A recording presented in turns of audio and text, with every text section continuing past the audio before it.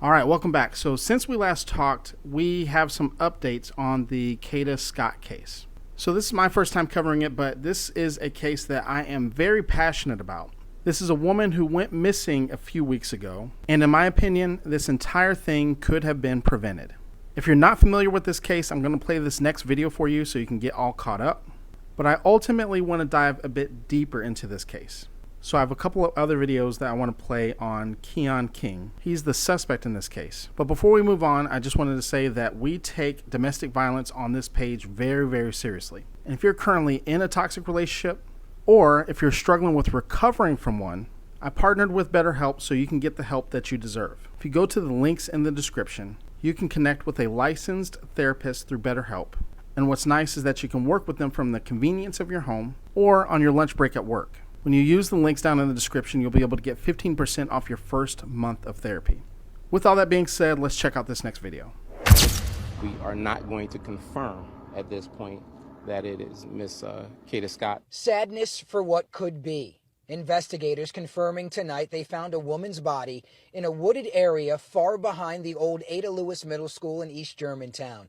They tell NBC 10 a tip late last night on the disappearance of 23-year-old Kada Scott led them back here today. Does the timeline match up in terms of when she went missing and how long it looks like that grave has been around? I am not going to get into any of the investigative process because I don't want to mess up this case. Scott went missing on October 4th after she showed up for her overnight shift at a nursing home in Chestnut Hill. Keon King has since been charged with kidnapping her, and police fear the 21-year-old could have other victims. So the human remains in question have been confirmed to be Kada Scott. Now I'm telling you that for a reason, because I'm going to play another video, because what we found out through this process is that the police really didn't search for her properly, and they really should have been able to find her a lot sooner. Check out this next video and I'll be back to give you my thoughts. Yesterday, second floor, we knocked that window down. First floor, cut the locks off. Neighbors and volunteers say they searched this exact area last night for hours. They tell NBC 10 they found what looked like fresh dirt and feel police could have found the body sooner. Some screamed and yelled at investigators for a while tonight. Sign number one, fresh dirt under a board. So we began to try to dig with our hands. Yes, we did. I seen maggots under and in the ground. There also was a strange smell coming from the ground. After 14 days, investigators are closer to answers. They aren't giving much detail, only saying they found a shallow grave. Sources say it looks like the body has been there for a week or less.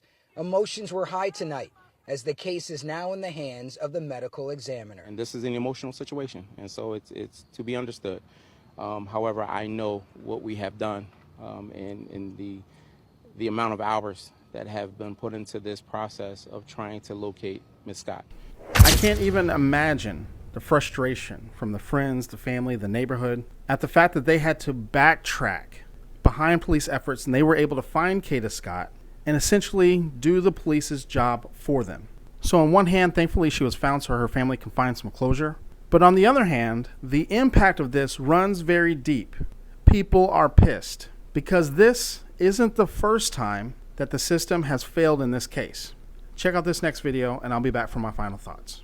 Fox 29 News has learned that 21-year-old Keon King has an active protection from abuse order against him recently from a third young female in effect until 2027. That's in addition to the multiple kidnapping and related charges he's being held on $2.5 million bail on now in the disappearance of Kada Scott and the prior kidnapping case from earlier this year that was dismissed initially by the Philadelphia District Attorney's Office. It was refiled this week after King's arrest in the Kada Scott case. Karen, call the cops. Philadelphia police sources tell me this video, posted on social media and shared widely following King's arrest this week, is part of the evidence in the first kidnapping case, dismissed by the DA's office, showing him walk up to the victim's window. Keon out here. Law enforcement sources tell me King was also a suspect in a prior rape case involving yet another woman, adding more to their belief that King has a pattern of very bad behavior with women. So Keon King, the main suspect in this case, has been arrested multiple times for kidnapping. I never knew, I never thought it would ever be possible to kidnap someone multiple times and get away with it. How is that even possible? And so one of the frustrating things is that you heard the DA that they recommended a $1 million bail. And for some reason, the judge lowered it.